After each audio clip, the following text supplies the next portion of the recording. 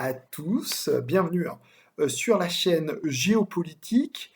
Je suis ravi de vous retrouver. Alors on va parler de l'Afghanistan aujourd'hui. Pourquoi j'ai choisi de parler de l'Afghanistan?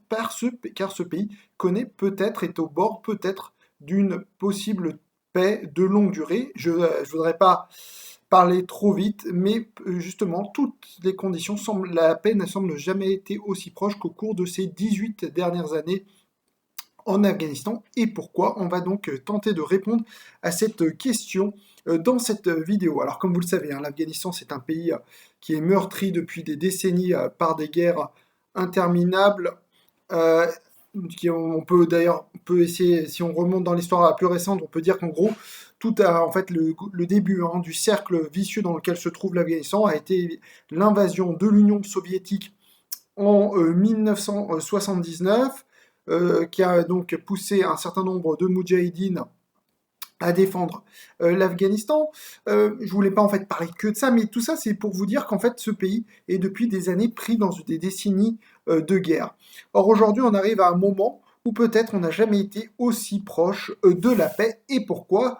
Car le monde est tout simplement en train de changer comme on l'a peut-être jamais vu depuis très longtemps. Car vous avez d'un côté des puissances qui se désengagent, à commencer par les États-Unis.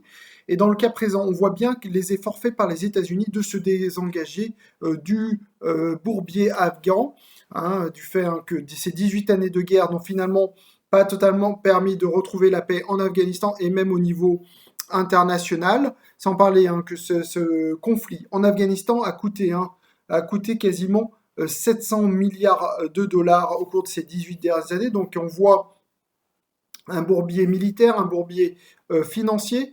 Et donc, désormais, l'administration actuellement au pouvoir aux États-Unis est déterminée à trouver donc une solution en Afghanistan.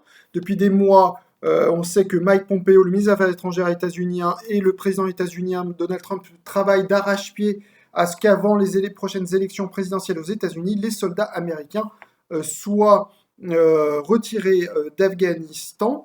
Et justement, l'actuelle crise sanitaire que connaît le monde est en train d'accélérer ce processus encore plus fortement, car comme chaque gouvernement responsable, il a très peur évidemment que ces soldats soient contaminés à cette pandémie du Covid-19.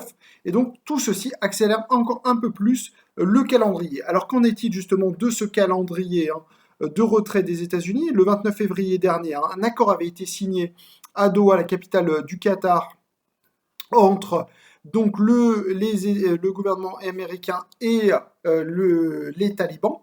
Il faut savoir que le gouvernement de Kaboul n'a pas été représenté lors des négociations menées par le représentant des États-Unis pour la question afghane, à savoir Zalman Khalilzad. Et d'ailleurs, le gouvernement afghan se demandait pourquoi les États-Unis ne les incluent pas, alors qu'il est gouvernement on va dire légitime au niveau international. Et ben les États-Unis sont tellement déterminés à trouver un accord de paix qu'ils comprennent qu'on ne peut pas non plus exclure les talibans de ce processus du fait du rapport de force militaire qui est évident et qui est plutôt en faveur des talibans depuis quelques mois, voire même quelques années. On estime qu'ils contrôlent 60% du territoire afghan. Alors certes, il faut pondérer ces 60%, car la plupart, il s'agit quand même de zones peu peuplées, voire inhabitées, et que peu de villes tout de même sont sous l'emprise des talibans, mais tout de même militairement, ils semblent prendre le dessus sur beaucoup de combats, et d'ailleurs les pertes sont colossales du côté des troupes afghanes, et c'est pour ça, voyant cette impossibilité à contrer militairement les talibans, pragmatiquement, le gouvernement des États-Unis essaye donc de mettre en place un processus de paix qui prévoit donc un retrait des troupes américaines de façon graduelle.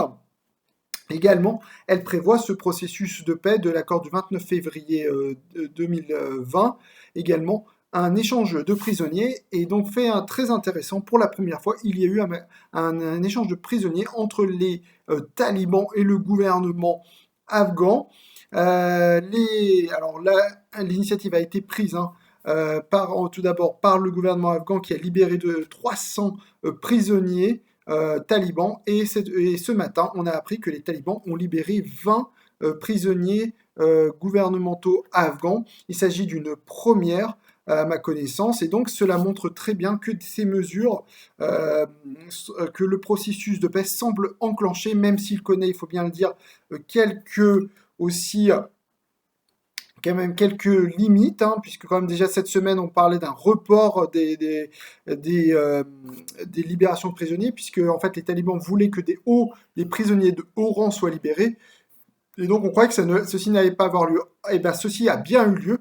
On peut imaginer que derrière tout ceci, les talibans ont reçu des garanties. Il semblerait qu'ils aient reçu des garanties de la part de Pompeo que les États-Unis semblent déterminés à mener à bien le processus, hein, de retrait. Il faut savoir que les talibans, pour eux, il s'agit de leur principale revendication, hein, savoir que les troupes américaines se retirent d'Afghanistan. Et bien, tout ceci semble sur les rails. Ce processus de paix semble sur les rails. D'ailleurs, on constate en Afghanistan, hein, depuis quelques semaines, aucune victime à ma connaissance, ce qui est un fait très rare. On est quand même au printemps, c'est la période de la fonte des neiges et c'est la période aussi où les combats reprennent chaque année en Afghanistan, car les combats cessent durant la période hivernale du fait des températures absolument glaciales et des conditions en Afghanistan. Il s'agit d'un pays de montagne et donc évidemment il est couvert de neige et on ne peut pas faire des combats dans ces conditions. Et donc normalement, on aurait dû assister à une reprise des combats au printemps, comme chaque année. Et bien cette année, il n'y a pas de reprise des combats.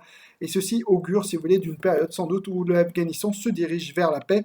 Et ceci est rendu possible par toute cette crise sanitaire mondiale qui est en train d'appauvrir les pays et qui est en train surtout de pousser un certain nombre de pays à réduire leur budget militaire et à se désengager d'un certain nombre de pays. Et donc c'était en fait ça, hein, surtout que je voulais dans cette vidéo faire passer, c'est que le monde change, que les États-Unis se retirent. On pourrait assister à que d'autres acteurs se retirent également. Il faudrait voir sur le front syrien si la Russie se retire également. Et on sait qu'aussi les États-Unis vont probablement se retirer au cours des prochaines semaines d'Irak. Voilà comment en quelques semaines ce monde est en train de bouleverser. Pas forcément toujours négativement, comme on peut le voir dans les médias, mais également il y a des effets positifs sur des conflits qui ne cessaient, qu'on ne voyait pas le bout du tunnel. Et bien peut-être cette année 2020 pourrait marquer le retour de la paix. C'est tout ce qu'on souhaite pour l'Afghanistan. Et c'est le message que je voulais vous faire passer ce soir, qui est quand même des événements positifs, heureux malgré cette terrible crise sanitaire que vit le monde. Si vous avez aimé cette vidéo, n'hésitez pas à mettre le petit pouce du haut. Je vous en remercie d'avance et je vous souhaite une très bonne soirée, très bonne semaine à vous, tous les spectateurs de cette chaîne. Au revoir à tous.